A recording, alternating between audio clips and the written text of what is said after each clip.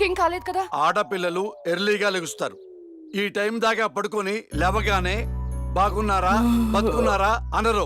ఇదే గనక మీ అత్తవారింటికి వెళ్ళి ఇలా నిద్రపోయామనుకో ఒప్పుకోరమ్మా అత్తగారు. అదేం లేదు నాన్న, ఏదో పీడకల. అమ్మా, డైనమిక్ జడ్జికి ఒక పీడకల డిస్టర్బ్ చేస్తుందా? ఏమిటమ్మా ఆ పీడకల? అది పర్లేదు చెప్పమ్మా. చెప్పకూడదు అమ్మా, కలలు చెప్పుకుంటే కీడిపోద్దంట. చెప్పు తల్లి. అది ఆ అమ్మ కూరలు బాలేదని మీరు డివోర్స్ కి అప్లై చేశారంట. ఆ కేసు నా దగ్గరకు వచ్చిందంట. అమ్మా, అది పీడకల కాదమ్మా, 30 ఏళ్లుగా ఎదురు చూస్తున్న బంగారు కళ. ఊరుకోండి, మీరు నన్ను ఎక్కడ వంట చేయనిచ్చారు? లక్ష్మి పుట్టినప్పటి నుంచి నా ముద్దుల కూతురికి నా చేత్తో వండి పెడితేనే తృప్తి అని వండి పెట్టారు. ఆ వంకతో వంట చేయటమే మానేసిందమ్మా. దీనికి కూడా నేనే వండి పెడుతున్నాను. సర్లేండి, ఇవాళ శుక్రవారం కదా, నేను గుడికి వెళ్ళొస్తాను. అమ్మా, ఏ దేవుణ్ణి హింసిస్తున్నావు? కనకదుర్గమ్మ గుడికి వెళ్ళొస్తాను. ఆ దేవతను దేవుడే కాపాడాలి. మిమ్మల్ని పోయిరా కూడా. నాన్న, నాకు టైం అంటే ప్రాణం, కాబట్టి నువ్వు టైంకి లెగవలసిందే. That's all. అబ్బా నాన్న, మళ్ళీ మొదలెట్టారా సుప్రభాతం? నాకు లేట్ అవుతుంది, నేను రెడీ అవ్వాలి.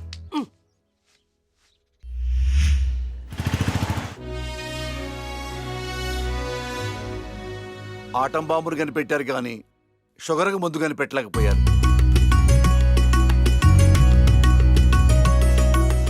బంగారం, నీతో 2 నిమిషాలు మాట్లాడాలి. ఒక్క నిమిషం కూడా మాట్లాడను. నాకు పెళ్లి చేసుకోవడం ఇష్టం లేదు. ఎప్పుడు చూడు పెళ్లి చేసుకోవడం ఇష్టం లేదు అనకు. నీ ఫ్రెండ్స్ అందరూ పెళ్లిళ్ళు చేసుకుని 2-3 పిల్లల్ని కూడా కనేశారు. మా ఫ్రెండ్స్ పిల్లల్ని కంటున్నారు, పక్కింటోళ్ళు పచ్చళ్ళు పెడుతున్నారు. ఈ డైలాగులు మానే ముందు ఏం చెప్పమంటావే? పెళ్లి చూపులకు వచ్చిన కుర్రాళ్ళందరూ నువ్వు జడ్జి అని తెలిసి పారిపోతున్నారు. పోతే పోనీ, నా కూతుర్ని పెళ్లి చేసుకోవటం అంటే నీతి నిజాయితీతో కాపురం చేయటమే. ఆ క్వాలిటీస్ వాళ్ళలో లేవు, ఒక్క రాహుల్లో ఉన్నాయి. రాహులా? ఎవరు నాన్న? నీకు చెప్పాను కదమ్మా, ఎన్ఆర్ఐ కుర్రాడు. కుర్రాడు చాలా బాగుంటాడమ్మా, నీకు తగ్గ జోడి. నీ క్యారెక్టర్ నచ్చి నిన్ను ఇష్టపడుతున్నాడంటే అతడంత మంచివాడు నీకు అర్థమయ్యే ఉంటుంది. ఒక్కసారి మాట్లాడమ్మా. సరే నాన్న, మీరు చెప్తున్నారు కాబట్టి సాయంత్రం రమ్మని చెప్పండి, జడ్జ్మెంట్ ఇచ్చేస్తాను. అమ్మా, జడ్జిమెంట్ నాకు ఫేవర్ గా అయ్యమ్మా. జడ్జ్మెంట్ ఫేవర్ గా కాదు, న్యాయంగా ఉంటుంది. నేను బయలుదేరుతున్నా. థ్యాంక్ యూ తల్లి, నా కూతురు అనిపించావు. అమ్మా, నీకు పెళ్లి చూపులు లాంటి ఫార్మాలిటీస్ అస్సలు ఇష్టం ఉండవని ఆ కుర్రాన్ని శివాలయంకి రమ్మని చెప్పానమ్మా. ఒక్కసారి అక్కడికి వెళ్ళి మాట్లాడమ్మా. ఫస్ట్ టైం కలుస్తున్నారు కదా, గుళ్ళో అయితే మంచి జరుగుతుందని. ఓహో, ఇద్దరు ముందే ప్లాన్ చేసి లాస్ట్ గా నాకు చెప్తున్నారన్నమాట. అంతా కాదమ్మా, కొంచెం ప్లాన్ చేశాం. నాకు కోట్ టైం అవుతుంది, వెళ్ళొస్తాను. సంతోషం తల్లి.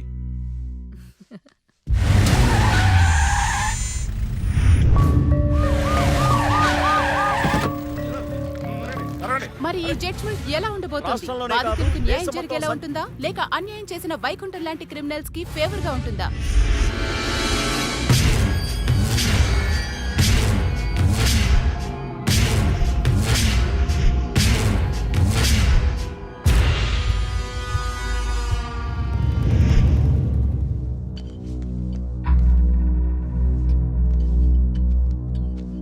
Continue.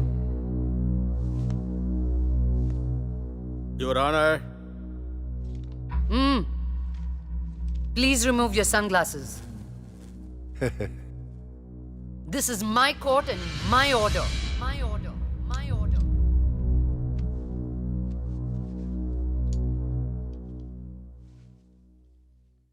Continue. నా క్లయింట్ వైకుంఠానికి కంటైనర్ ట్రాన్స్పోర్ట్ బిజినెస్ ఉంది.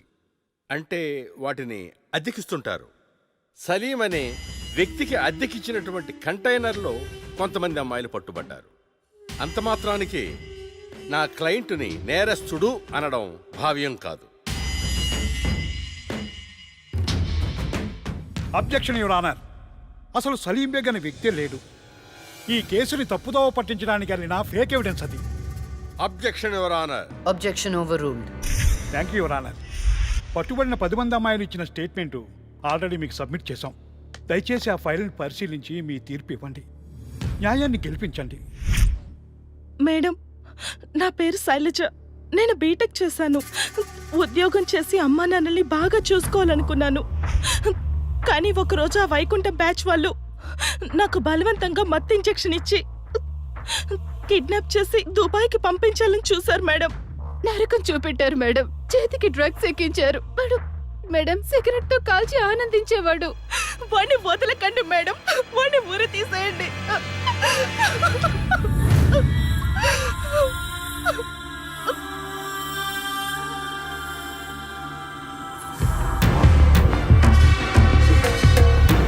సాక్ష్యాధారాలన్నీ పరిశీలించిన మీదట వైకుంఠం అనబడే ఈ ముద్దాయికి ఐపీసీ 302 సెక్షన్ ప్రకారం 7 సంవత్సరాల కఠిన కారాగార శిక్ష విధించడమైనది.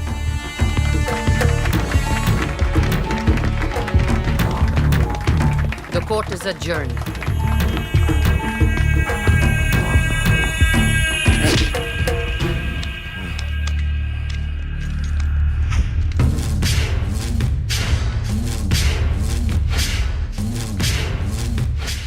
ఆగో,